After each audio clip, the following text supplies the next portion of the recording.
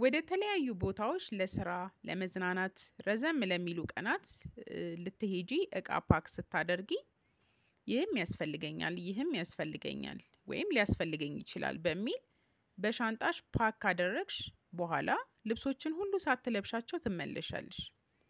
ይህ እንግዲህ ያላስፈላጊ ሸክም ነው። መያዝ ያለብሽን ትተሽ መያዝ የማይኖርብሽን እንድትይዢ ያደርግሻል።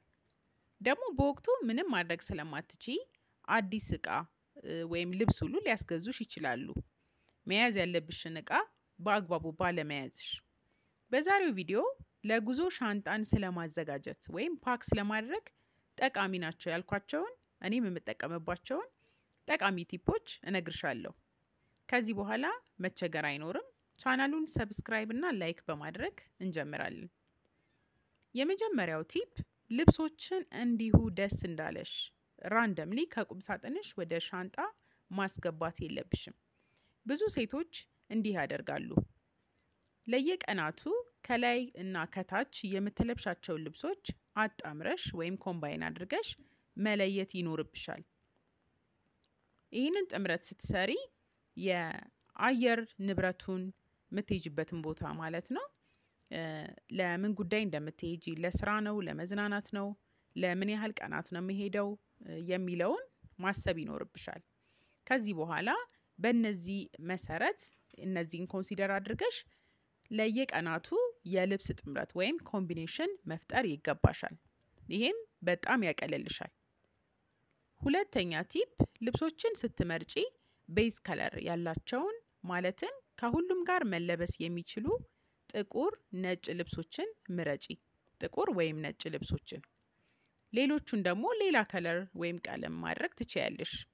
ይህም ሌሎቹን ከለሮች ሁሉ ከነጭና ጥቁሩ ጋር በመቀያየር አዲስ የልብስ ጥምረት ወይም ኮምቢኔሽን እንዲኖርሽ ያደርግሻል።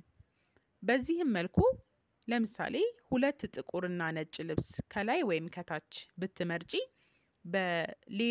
በሌሎች 3 የተለያዩ ቀለም ያላቸው ልብሶች ከ10 ያላነሰ የልብስ ኮምቢኔሽን መፍጠር ትችያለሽ። ሶስተኛ ቲፕ ትንሽ አክሰሰራይዝ ሲደረጉ ለቀንም ለማታም የሚሆኑ ልብሶች መያዝ የሚለው ነው። ለምሳሌ አንድ ቀሚስ ላይ ቀበቶ በማድረግ ጫማውን በመቀየር ወይም ትከሻ ላይ ለማታ ሻርፕ ነገር እንደዚህ ጣል በማድረግ መዘነጥ ይቻላል። በአንድ ቀሚስ ለቀንም ለማታም መጠቀም ይቻላል ማለት ነው። ይሄ ያው ሌላ አንድ ተጨማሪ ቀሚስ ብትይዢ ኖሮ እንደምትዘንጪው ተመሳሳይ ነው። በተመሳሳይ መልኩ ነው የሚያዘንጥሽ። አራተኛ ቲፕ ደግሞ ይሄኛውም ያኛውም ሊያስፈልገኝ ይችላል የሚል አመለካከትሽን መተው ነው። ምንድነው? አንዴ ኢንቴንሽናል ሆነን አስበንበት ለየቀኑ የምንለብሰውን አስበን ፓክ ካደረግን እርግጠኛ መሆን ነው ያለብን። በጣም ቀለል ነው የሚያደርግልን። እናንተ ሞክሩት። ካላስፈላጊ የሻንጣ ሸክም ትወጣላችሁ።